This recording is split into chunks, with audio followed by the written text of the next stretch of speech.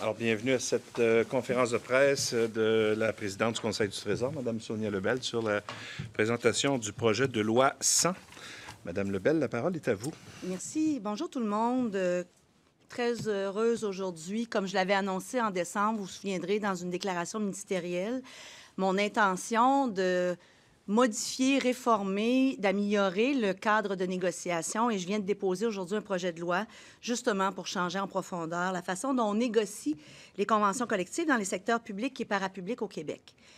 J'ai eu le privilège, bon, il y a des jours que je trouve moins ça privilégié, mais j'ai eu le privilège de mener 2 rondes de négociation. La seconde est presque à terme. 98 des conventions collectives sont signées dans le cadre de la loi 37.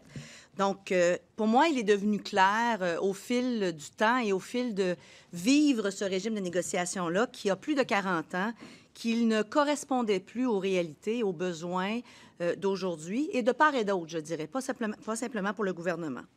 Donc, ce qu'on propose, c'est un véritable changement des façons de faire. Donc, soyons clairs, négocier dans le secteur public, parapublic, ça va toujours demeurer complexe. C'est complexe, ça va rester complexe. Pourquoi? Parce qu'on négocie des conditions de travail pour plus de 800 000 travailleurs. On parle de 800 000 personnes dans des emplois différents, dans des organismes différents qui sont répartis, entre autres, dans nos 2 grands réseaux. On parle de la santé et l'éducation, mais aussi dans plus de 57 organismes différents. Donc, de par la nature même des négociations du secteur public, cette complexité-là va continuer à exister. Mais avec cette complexité-là, les règles de la loi 37 nous apportaient une lourdeur supplémentaire. Et le système actuel manque cruellement, en 2025, de flexibilité et ça ralentit considérablement les discussions. C'est justement cette lourdeur-là que l'on veut améliorer. Je rassure tout le monde tout de suite, on ne vient pas toucher aux droits d'association, on ne vient pas toucher aux droits des syndicats de négocier. On n'est pas dans le cadre des droits fondamentaux. Nous sommes dans le cadre des règles du jeu, pour faire une analogie de hockey parce qu'on est en série. On vient changer comment on doit se comporter sur la patinoire. Mais on ne vient pas enlever le rôle de qui que ce soit et on ne vient pas atteindre les droits fondamentaux des syndicats. Donc, aujourd'hui, on est souvent obligé de négocier différents éléments d'une convention collective à des niveaux de négociation différents avec plusieurs intervenants et c'est inefficace. Par exemple, il est presque impossible aujourd'hui de discuter de façon coordonnée du salaire, des retraites, des horaires, à titre d'exemple, des vacances, des congés de maladie, pour nommer le type de conditions de travail qui peuvent faire partie d'une convention collective, et j'en passe. Ces sujets sont traités aujourd'hui dans la loi 37 à des niveaux différents et même à des moments différents en fonction du moment où on a le droit d'en parler dans les conventions collectives. Or, ce sont tous des aspects essentiels des conditions de travail d'un employé et d'un employeur dans l'organisation du travail. Donc, on devrait pouvoir aborder ces sujets-là ensemble dans une discussion qui est coordonnée et cohérente. Ce que propose le projet de loi, essentiellement, il y a plusieurs aspects au projet de loi, mais essentiellement le cœur de la modification, de la réforme qu'on propose aujourd'hui, c'est de ramener tous ces sujets-là qui font l'objet d'une convention collective, même ceux considérés comme des sujets de nature locaux, et je pourrais vous en parler plus avant dans la suite, à un niveau principal de négociation. Ça va permettre tout de même, par contre, je veux rassurer tout le monde, des ajustements pour les réalités de chacun des terrains. On garde un objectif très clair. On veut pouvoir établir des lignes directrices communes à l'échelle du Québec. Je pense que c'est pertinent de le faire. Quand on parlait de la mobilité des infirmières, à titre d'exemple, quand on parlait de la séance d'affectation des enseignants, à titre d'exemple, d'avoir une façon de faire, une ligne directrice nationale à l'échelle du Québec, ce n'est que logique, mais on va laisser de la flexibilité pour que tous les endroits puissent faire les adaptations nécessaires à leur réalité du terrain. Ça demeure important et pertinent. Donc, on a vu lors de la dernière ronde de négociation à quel point ce manque de souplesse-là nous ennuie. Par exemple, je vais y aller par un exemple concret de ce qu'on a réussi à faire dans la présente négociation, mais quel effort ça a demandé compte tenu du cadre de négociation actuel. Je vous parlais de la fameuse séance d'affectation. Bon, on a tous dit de façon publique au gouvernement que la priorité de cette négociation-ci était de trouver de la souplesse dans l'organisation du travail. Or, la grande majorité, sinon la quasi-totalité, des éléments d'organisation du travail sont des éléments qui sont aujourd'hui, en vertu de la loi 37, négociés à l'échelle locale. Qu'est-ce que ça veut dire? Parlons de la séance d'affectation. Là, je ne donnerai pas le bon nombre, mais combien de conventions collectives locales en éducation? À peu près 210. 210. Donc, locales. Donc, ça veut dire qu'il pouvait y avoir aujourd'hui 210 façons de procéder à la séance d'affectation, parce que c'est un élément local. Ce qu'on a fait avec les syndicats dans la dernière négociation, c'est de prendre un sujet considéré comme une matière locale, il y en a 26 en éducation, à peu près le même nombre en santé, et de dire, là, ça n'a pas de sens, il faut que la province se coordonne en affectation, et de ramener ce sujet-là à l'échelle nationale. Donc, c'est le ministre de l'Éducation et la présidente du Conseil du Trésor qui discutaient de ce sujet-là. Vous allez me dire, ouais, bien, vous avez réussi à le faire. Pourquoi vous faites des modifications? Pourquoi? Parce qu'il a fallu tout d'abord négocier le droit de le négocier. La première étape qu'on a fait pour être capable de parler de séances d'affectation avec les syndicats, et c'était une de leurs grandes batailles parce qu'ils nous disaient, vous ne pouvez pas en parler, c'est une matière locale. Et une matière locale, une autre particularité, c'est que dès qu'elle est négociée, elle est bonne à vie, à moins que les deux parties soient d'accord pour ouvrir le sujet. Alors qu'une convention nationale a une durée déterminée dans le temps. En général, c'est 5 ans, des fois c'est 3 ans, quelques-unes ont duré 8 ans. Donc, ce sujet-là, si le syndicat nous dit « vous n'avez pas le droit d'en parler », la discussion se termine. Donc, la première partie de la négociation, et c'est la même chose pour les matières en santé, mais je trouvais que celle de la séance d'affectation était la plus simple pour illustrer mon propos. Donc, première étape, même chose avec la FIC, même chose avec le Front commun, même chose avec tous les syndicats d'éducation. Il a fallu les convaincre d'aborder le sujet. Bon, après ça, il faut quand même négocier ce qu'il va y avoir dans cette clause-là, mais il a fallu les convaincre de réouvrir la clause, je vais le dire comme ça. Et ça a été une grande partie de la bataille qui a été faite dans la négociation. Avant même de pouvoir... Il faut négocier le droit de négocier. Je vais le dire comme ça, je pense que c'est la meilleure solution. Qu'est-ce qu'on a fait finalement dans la séance d'affectation? La priorité du ministre de l'Éducation, c'était qu'au moment où de l'ouverture des classes, chaque enfant connaisse le nom de son enseignant.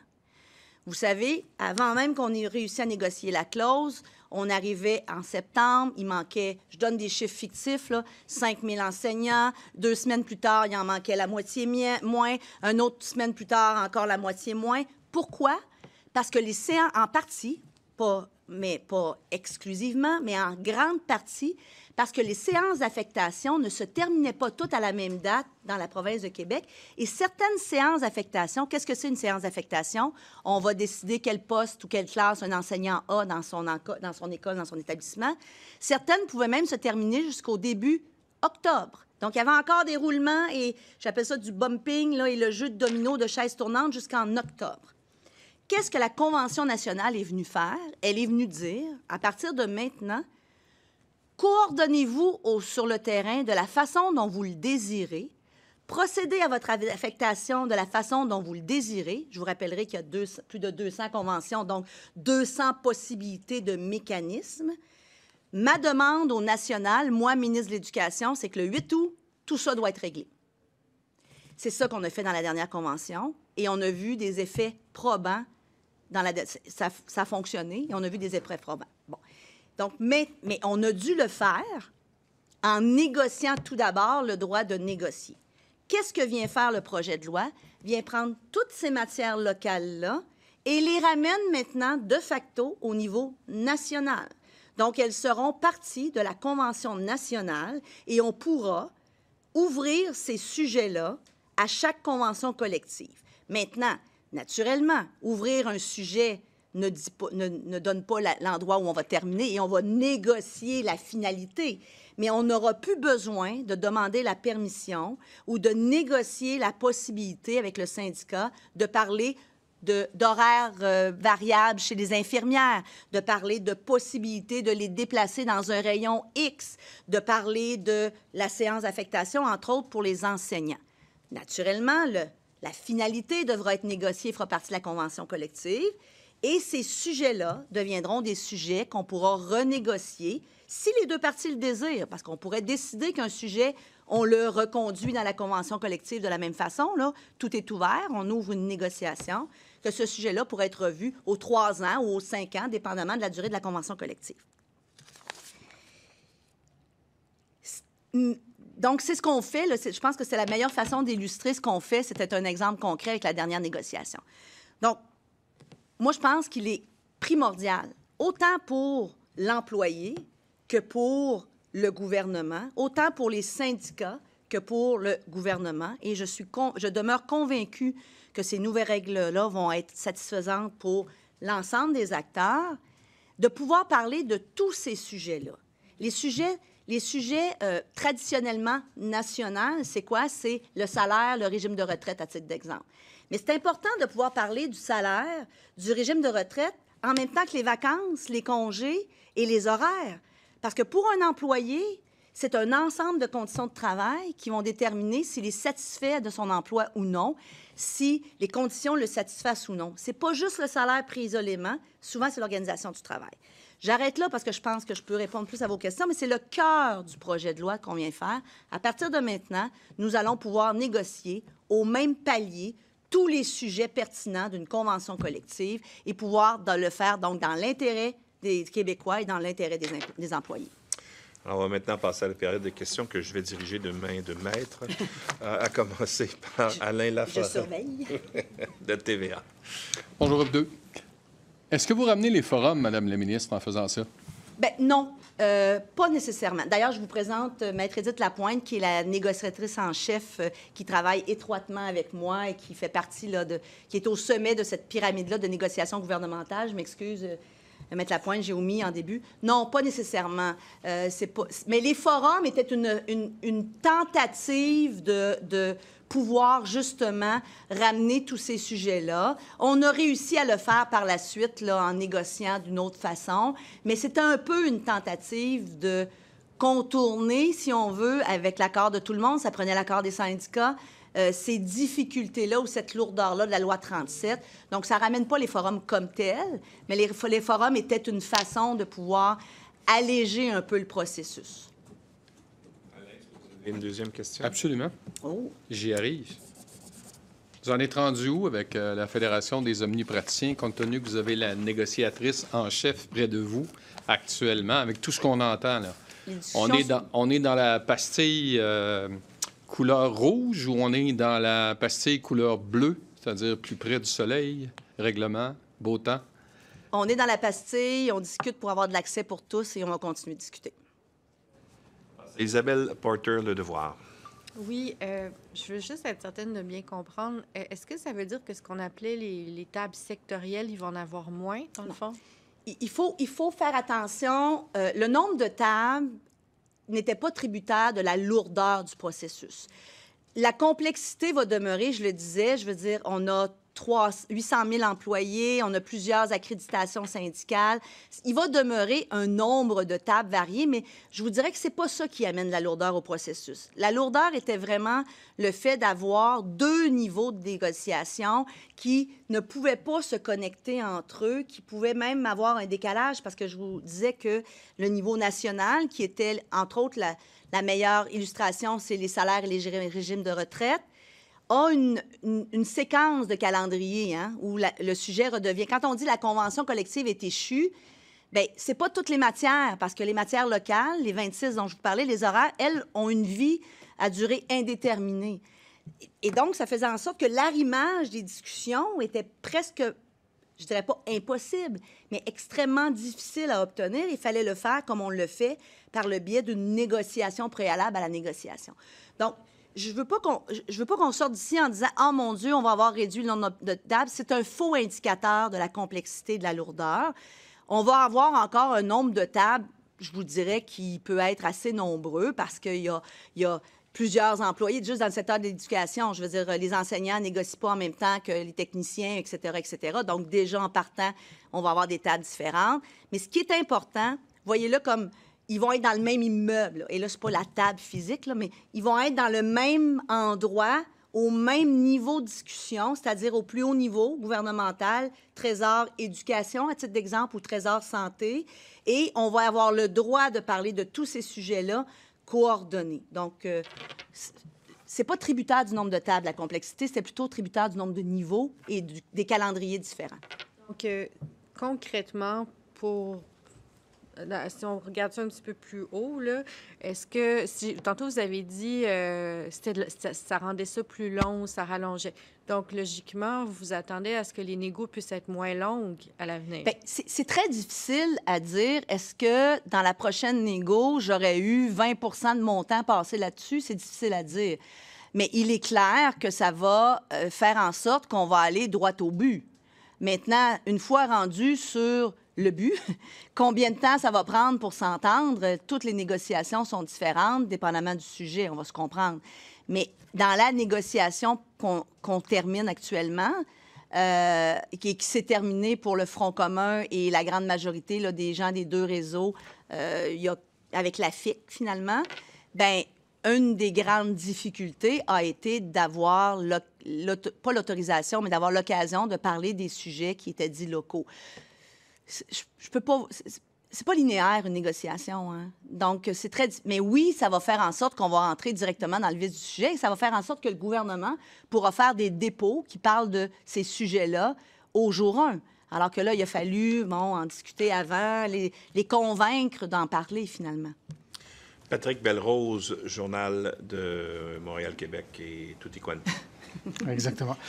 Bonjour toutes les deux. Oui, Mme Lebel, tantôt, vous avez expliqué, là, dans le fond, que les acquis locaux demeurent à vie présentement. Oui.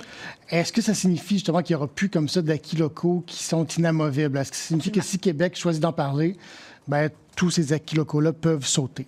Bien, ils sauteront pas parce qu'ils vont être Ils peuvent sauter. Ils vont être négociés. Donc, ils pourraient demeurer comme tels, mais à ce moment-là, ça va devenir un jeu de globalité de la convention collective. À quel point tu tiens à ce morceau-là par rapport à l'autre morceau? Je ne vous expliquerai pas comment une convention fonctionne. Ce que ça veut dire, c'est que tous ces sujets sont maintenant accessibles à chaque renouvellement de convention collective. Et j'imagine que ça veut dire que vous souhaitez uniformiser certaines pratiques. Présentement, ça peut varier d'une région à l'autre. Vous souhaitez que ce soit uniformisé un peu partout? Nous allons uniformiser ce qui est pertinent d'être uniformisé. Donc, c'est pour ça qu'on laisse aux unités locales l'occasion d'avoir des adaptations locales. On est fort... la réalité de la Côte-Nord n'est pas la même que la réalité d'un enseignant à Montréal ou à Gatineau. Mais de dire qu'on veut que la séance d'affectation soit terminée à la mi-août pour tout le monde, ça, je pense que c'est une balise nationale pertinente.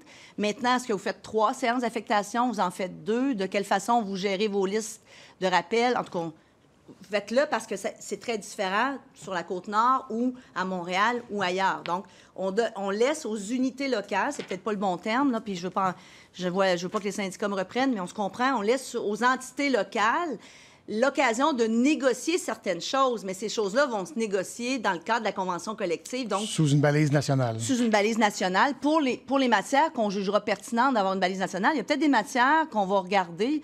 Je vous dirais que je vais être un peu... je vais banaliser, mais je veux dire, genre, comment tu choisis ton casier, là? Ouais. Je veux dire, ça se peut qu'on dise, c'est pas grave qu'il y ait 200 façons de faire différentes, puis on la réouvre jamais, celle-là. Mais celle de la séance d'affectation est une des exemples où une balise nationale était pertinente, mais les adaptations locales vont demeurer parce que c'est important de rester collé sur le terrain. Est-ce que vous attendez à de la réticence de la part des syndicats pour modifier cette façon de faire? Je m'attends à une saine conversation. Ce n'est pas, à mon avis, mais ils pourront répondre, ce n'est pas frontal. envers les syndicats. Ce sont des choses qui... Moi, j'ai eu le privilège de faire 2 rondes. Hein. J'ai eu l'occasion de faire des post-mortem avec les chefs syndicaux, entre autres entre la deuxième et celle-ci, avec d'autres quand on a signé les conventions collectives. Je m'attends, et il répondra pour eux-mêmes, à ce qu'il y ait des éléments qui, dans ce projet de loi, soient à leur satisfaction. Maintenant, il y aura certainement des choses qui pourront demander de modifier, mais je m'attends à ce que ce projet de loi soit en grande partie consensuel. C'est peut-être un grand terme, là, mais Merci. c'est pas frontal. Je m'attends pas à ce que ce soit frontal. Juste avant d'aller à PA, je vais risquer une question. Vous avez le droit à une question? Oui, je m'accorde ce droit. Dans les années 2000, lorsque Philippe Couillard... Non, je sais, mais vous allez voir, laissez-moi terminer mon préambule qui va être long. Dans les années 2000, lorsque Philippe Couillard était ministre de la Santé, il avait fait un ménage dans les accréditations syndicales parce qu'il trouvait qu'il y en avait énormément et que ça devenait extrêmement complexe. Est-ce que vous avez songé à faire la même chose, par exemple, de façon plus large dans les négociations publiques? On a vu, entre autres, avec les infirmières, qui sont représentées par différents syndicats, où il y a eu des négociations qui se sont étirées sur des critères qui étaient acceptés, par exemple, par un syndicat. Un autre syndicat les acceptait pas. On parle de mobilité de la main-d'œuvre, notamment. Est-ce que vous avez songé, et est-ce que c'est peut-être une possibilité de revoir le nombre d'accréditations syndicales au Québec en ce moment? Ça a déjà été fait. Je pense qu'à ce moment-là, on serait effectivement dans une conversation frontale avec les syndicats. Est-ce que c'est quelque chose qui peut être envisagé dans une autre étape? Je n'en suis pas du tout là. Moi, je pense qu'il va falloir voir comment cette modification-là vit à la prochaine négociation, à la prochaine ronde de négociation. Les conventions collectives sont en grande majorité de 5 ans, donc c'est 2023-2028. Ça veut dire que dès 2027, on va recommencer cette conversation-là. Je l'espère sous le nouveau régime si le projet de loi est adopté par l'Assemblée nationale. Et je pense qu'on verra déjà là une amélioration et par la suite pourra être évaluée, mais ce n'est pas l'intention et ce n'est pas ce que le projet de loi fait. P.A. Je vais revenir un peu sur ce que vous attendez par rapport aux syndicats. Ils étaient dehors ce matin. Est-ce qu'avec cette proposition-là, avec la proposition aussi du PL 89 de votre collègue Boulay, il n'y a pas un risque qu'ils se sentent pris en étau, justement, puis se braquent par rapport à tout ça? Bien, écoutez, je ne peux pas évaluer quelle sera leur perception. Je peux dire que ce projet de loi-là n'est pas du tout de la même nature. On ne vient pas, je l'ai dit d'entrée de jeu, toucher à aucun des droits qui est considéré comme fondamental pour un syndicat. Maintenant, au-delà des justifications du projet de loi 89, ils ont, les syndicats, leur raison de venir le contester. Maintenant, on n'est pas du tout dans ce cas, dans ce paradigme-là, mais je ne peux pas je peux pas deviner leur réaction. Je peux juste vous dire que depuis 2020 que je négocie, j'ai eu l'occasion de terminer une ronde de négociation en 2003 avec tous ces syndicats-là et ces chefs syndicaux. Nous avons des conversations qui me laissent penser, ce sera à eux de le dire, que je suis dans un domaine où ils y trouveront également leur compte. OK. J'ai juste un follow-up, oui, mais c'est plus pour ma compréhension, Madame Lebel, de par votre expérience, vous nous avez parlé des séances, comment vous avez appelé ça pour les profs, d'affectation. Oui. Qu'est-ce qui a été le plus compliqué? Est-ce que le secteur de l'éducation ou le secteur de l'enseignement est plus compliqué avec toutes ces subdivisions-là locales là, dont vous nous parlez? Dans les 2 gros réseaux, lequel est le plus complexe à négocier? Ils ont une complexité similaire pour des raisons différentes, parce qu'il y a plusieurs corps d'emploi, parce qu'il y a des réalités terrain qui sont réelles. C'est pour ça qu'on laisse la possibilité d'adapter. Donc, et parce que le Québec, avec toutes ces régions, a des réalités différentes dans toutes les régions. Donc, je pense que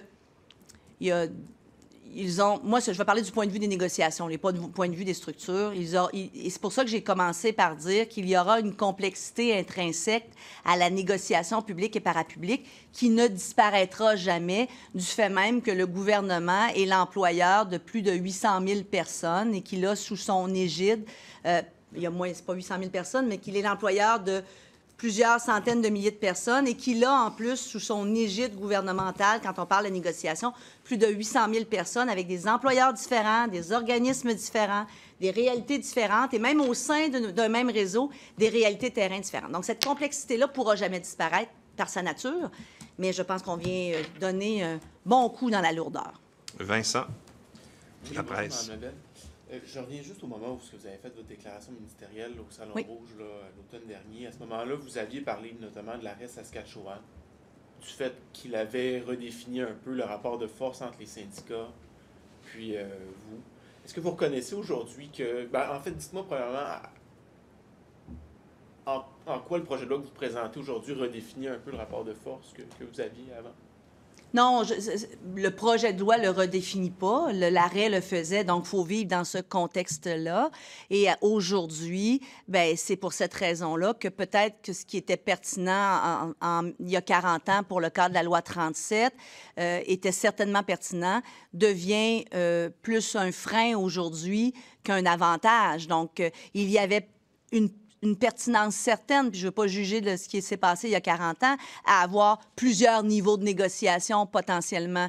Mais aujourd'hui, je pense qu'on peut, de façon extrêmement adéquate, en n'atteignant pas ce rapport de force-là, alléger la structure et cette lourdeur-là qui était apportée par ce décalage-là de conversation entre les sujets qui, je le rappelle, sont tous des sujets pertinents pour une convention collective. Moi, comme employé, là, le nombre de congés que j'ai, le nombre de vacances est aussi important que le salaire. Et des fois, ben, un peut être moins que l'autre si l'autre est plus élevé. Donc, c'est un tout quand on parle de convention collective pour un employé, puis quelqu'un qui vit au quotidien les conditions de travail, l'organisation du travail. Sur la possibilité d'abolir la durée maximale des conventions collectives, est-ce que vous seriez intéressé à ce qu'il y en ait qui soient plus longues que 5 ans? Bien, c'est déjà... Non, c'est 3 ans. L'enjeu au code... C'est 5 ans présentement. Vous devez Ah, bien, on déjà en a adopter signé des d'ailleurs projets de loi. avec les constables spéciaux et les gardes du corps de 8 ans, 10 ans, je pense, 10 ans. Donc, D'autres secteurs, donc? bien, c'est le Code du travail, présentement, dit qu'une convention collective dans le secteur ne peut pas être de plus de 3 ans. Historiquement, la majorité des conventions collectives sont toujours de plus de 3 ans. En moyenne, sont de 5 ans. Et chaque fois, et on se comprend, là, la durée d'une convention collective est négociée au même titre que le reste, là. Donc, on n'imposera pas une durée de convention collective. C'est juste que, même quand on s'entend avec un syndicat que la durée est de 5 ans, titre d'exemple, ça prend un projet de loi pour aller dire qu'on déroge au Code du travail. Donc, c'est maintenant... Puis, historiquement, la moyenne des conventions collectives ont été presque, je n'ai pas le pourcentage, mais presque en majorité, si ce n'est pas en quasi-totalité, de plus de 3 ans. Donc, c'est un article qui, de concert, là, devient caduc. Et ça va faire en sorte que, quand on négocie, parce que la durée est négociée, je vais vous le remettre de l'avant, bien, quand on s'entend avec un syndicat qu'une convention collective est de 5 ans, bien, on n'est pas obligé d'aller déranger l'Assemblée nationale pour dire qu'on fait une dérogation au Code du travail. Autre question, je pense. Oh, mais si t'en as d'autres, vas-y. Ben, j'aurais juste aimé vas-y, entendre Vincent, notamment sur la possibilité de permettre l'exercice d'une grève, d'un lock-out sur l'ensemble des matières, incluant la détermination des salaires et échelle de salaire. Pouvez-vous un peu... C'est parce que, compte tenu que les matières locales avaient une durée indéterminée, naturellement, la compensation, c'est qu'il n'y avait pas le droit de faire la grève sur une matière locale. À partir du moment où on ramène une matière locale, vous avez toujours le droit de mettre la pointe de me donner un coup de pouce. À partir du moment où on ramène la matière locale au niveau national, donc au même niveau que la convention collective, bien, le corollaire logique, c'est de redonner aux syndicats le droit de grève sur ces matières-là qui font l'ensemble de la convention collective. Juste sur la question du maraudage, puis Santé Québec, puis le PL15. Oui. Bon, dans votre communiqué, vous dites que pour éviter le maraudage, vous allez maintenir les accréditations syndicales actuelles. Oui. Mais je là, vais pas- juste pour comprendre, OK. ça voudrait dire que, par contre, il va y en avoir du maraudage juste plus tard, là. Bien, le maraudage existe toujours entre les syndicats de toute façon, de façon naturelle, c'est-à-dire que je ne sais pas là, à quelle période ça se fait. Habituellement, c'est après une ronde de négociation. Bien, quelqu'un pourrait dire, bien, moi, j'aime mieux l'autre syndicat parce qu'il y a un cadre d'une convention collective qui ne bouge pas et qui est commun à tous, mais il y a de certaines matières qui peuvent varier dans le sectoriel, mais je dirais toujours le nombre de pieds carrés dans la maison demeure le même, mais tu peux mettre tes pièces à des endroits différents. Donc, quelqu'un pourrait dire, bien, ce syndicat-là, je préfère ou je voudrais être représenté. Donc, il y a toujours du maraudage. Je vais peut-être laisser, si vous êtes... Parce que c'est beaucoup plus technique. Et là, ce n'est pas une patte qui est vraiment intrinsèque à la réforme du projet de loi, mais c'est plus par rapport qui découle du projet de loi 15, où, entre autres, dans le projet de loi 15, on ramenait de 4 catégories en santé à 6. Pour diverses raisons, puis avec des discussions avec les syndicats, on ramène à 4, mais je vais peut-être laisser, plus que c'est plus technique, là, si vous permettez. Je vais essayer. Oui. Mais dans le fond, dans le projet de loi 15 qui a été adopté, l'intention du gouvernement, c'était de permettre 6 catégories. Entre autres, vous allez peut-être vous rappeler, mais il y avait une catégorie qui était réservée aux préposés aux bénéficiaires. Donc, ils auraient eu leur propre catégorie. Donc, après des discussions, puis après réflexion, je pense que l'orientation demande que lorsque le projet de loi sera déposé, c'est de maintenir 4 catégories.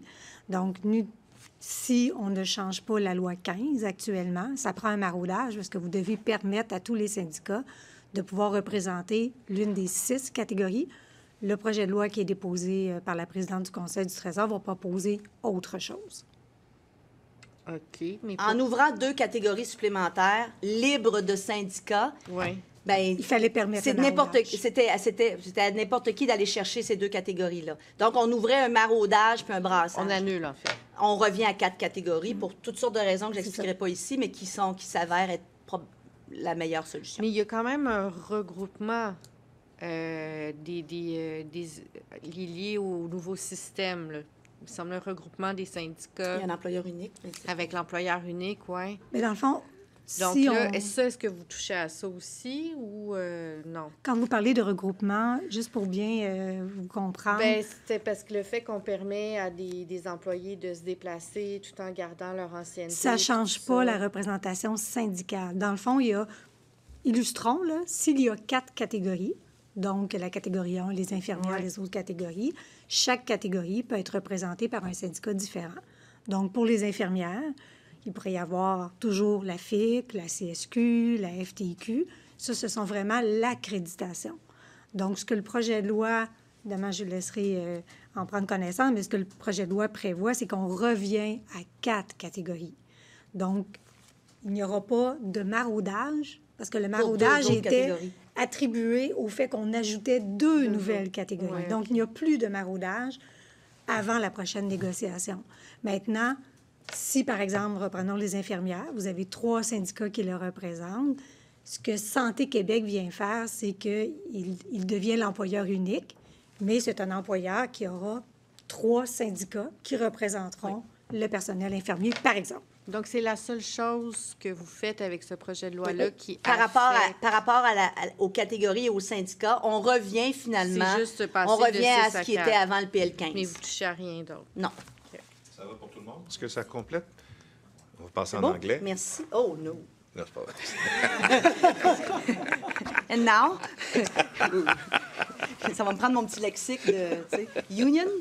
Merci tout le monde. Si vous avez...